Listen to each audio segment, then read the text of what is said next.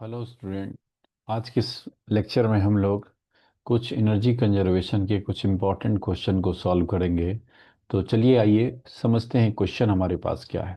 Question में बोला जा रहा है, as shown the figure, a smooth rod is mounted just above a table top, a 10 kg collar which is able to slide on the rod with negligible friction is fastened to a spring whose other end is attached to a pivot at O. The spring has negligible mass, a relaxed length of 10 centimeter. Okay, natural length of spring दे दिया 10 centimeter and the spring constant आपको given है।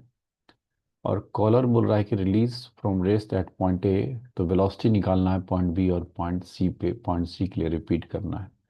तो मैं इसको इसको एक diagram बना के डिटेल में आपको समझाने की कोशिश करता हूँ। तो ये हमारा है स्मूथ रॉड और ये हमारा है पाइवोट, जहाँ पे एक स्प्रिंग का एक एंड फिक्स है।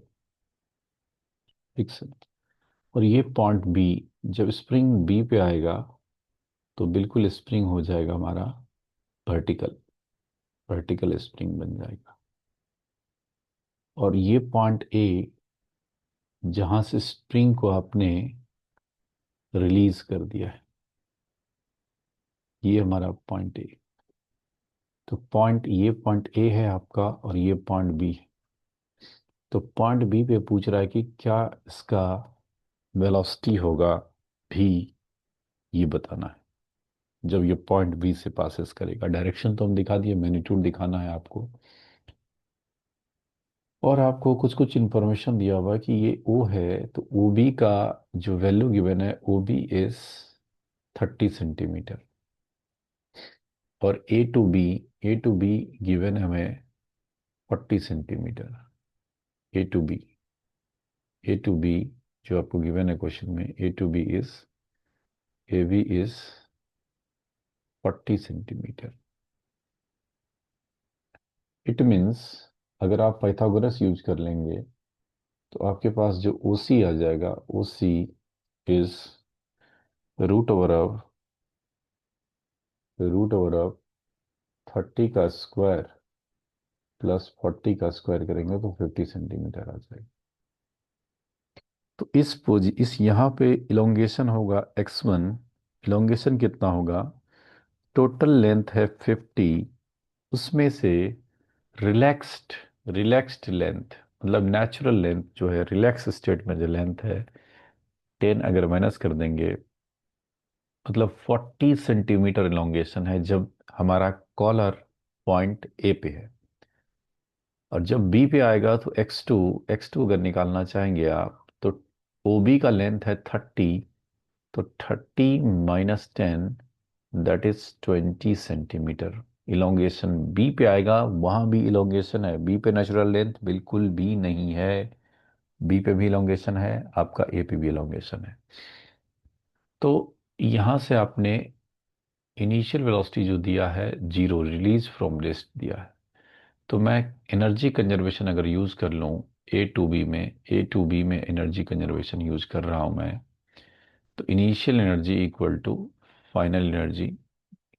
इनिशियल एनर्जी मतलब काइनेटिक एनर्जी जो आप लिखेंगे वो ए पे, पोटेंशियल एनर्जी ए पे, काइनेटिक एनर्जी बी पे, और पोटेंशियल एनर्जी बी पे आप लिखेंगे।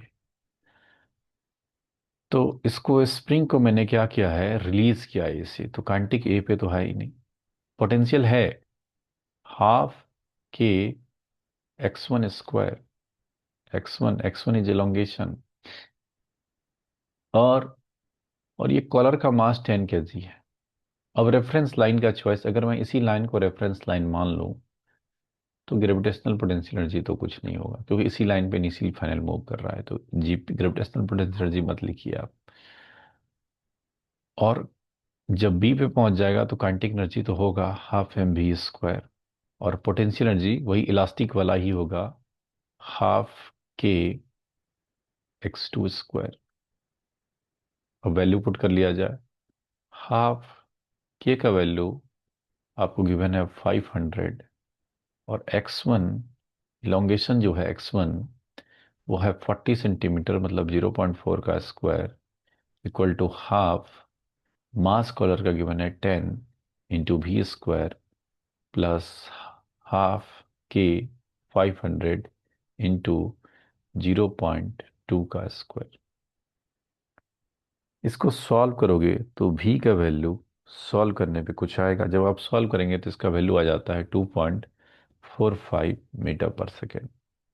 मतलब जब पॉइंट बी पे जब पहुंचेगा उस समय रफ्तार हो गया कितना, 2.45 मीटर पर सेकेंड।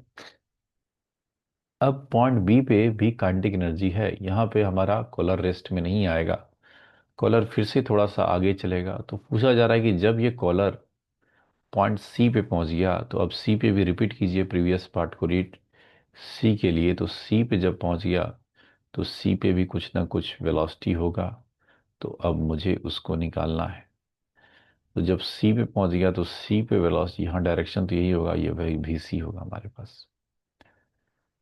तो अगेन हमारे पास जो बी सी गिवन है ये सी वाला पॉइंट, बी सी का वैल्यू क्वेश्चन में दिया हुआ है आपको 20 सेंटीमीटर, और ओ बी का वैल्यू गिवन है कितना, तो 30 सेंटीमीटर। अगर मैं आपसे ओ सी पूछूं, ओ सी तो निकालना पड़ेगा। ओ सी क्या होगा, पाइथागोरस यूज कर लीजिए, रूट ओवर ऑफ 20 का स्क्वायर प्लस 30 का स्क्वायर। सॉल्व करेंगे तो ओ सी अप्रोक्सीमेटली 36 के आसपास आएगा, 36 सेंटीमीटर। मतलब ओ सी का वैल्यू 0.36 मीटर आ जाएगा। सॉल्व करेंगे आप तो आएगा ये वैल्यू। मैं कैलकुलेशन ऑलरेडी कर चुका हूँ, डायरेक्ट लिख रहा हूँ। तो यहाँ भी इलॉन्गेशन होगा x3। अगर मैं x3 आपसे पूछूं x3 क्या होगा, तो 36 minus natural length that is 26 centimetre जो है वो इलॉन्गेशन है पॉइंट 3 पे। तो अगेन एनर्जी कंजर्वेशन मैं कर रहा हूँ बी टू सी में। अब काम करेंगे हम लोग बी टू सी। तो इसके लिए चलिए स्पेस थोड़ा सा बनाते हैं हम लोग। अब बी टू सी में हम लोग एनर्जी कंजर्वेशन यूज करेंगे दोस्तों। Energy energy at B equal to energy at C. Energy B पे जो है वो काइनेटिक एनर्जी बी का है, पोटेंशियल एनर्जी बी का है, और काइंट सी पे जब पहुंचेंगे तो काइनेटिक एनर्जी सी का होगा और पोटेंशियल एनर्जी सी का भी होगा। यहाँ पे सारा प्रेजेंट है, काइनेटिक पोटेंशियल सब है। तो अगर आप देखेंगे तो काइनेटिक एनर्जी बी पे जो है हाफ एम भी का स्क्वायर, और भी का वैल्यू मैं ऑलरेडी कैलकुलेट कर चुका हूँ, हाफ के x2 का स्क्वायर। काइनेटिक एनर्जी सी पे हाफ एम भी सी का स्क्वायर प्लस हाफ के x3 का स्क्वायर। सारा वैल्यू पुट करेंगे आप, सॉल्व कीजिए। हाफ मास है आपके पास 10, भी आपको गिवन है 2.45, आप कैलकुलेट कर चुके हो पॉइंट बी पे, वेलोसिटी पॉइंट बी पे आपका, प्लस हाफ के का वैल्यू 500, x2 x2 इलोंगेशन है 20 सेंटीमीटर, तो 0.2 का square equal to half m mass 10 into v c का स्क्वायर प्लस हाफ के 500 इंटू x3, तो 0.26 का स्क्वायर। सॉल्व करेंगे तो आपको VC जो मिलेगा सॉल्व करने पे ये 2.15 मीटर पर सेकंड मिलेगा। तो उम्मीद करूंगा दोस्तों एनर्जी कंजर्वेशन का ये क्वेश्चन समझ में आ गया होगा। मिलते हैं अगले लेक्चर में, तब तक के लिए धन्यवाद।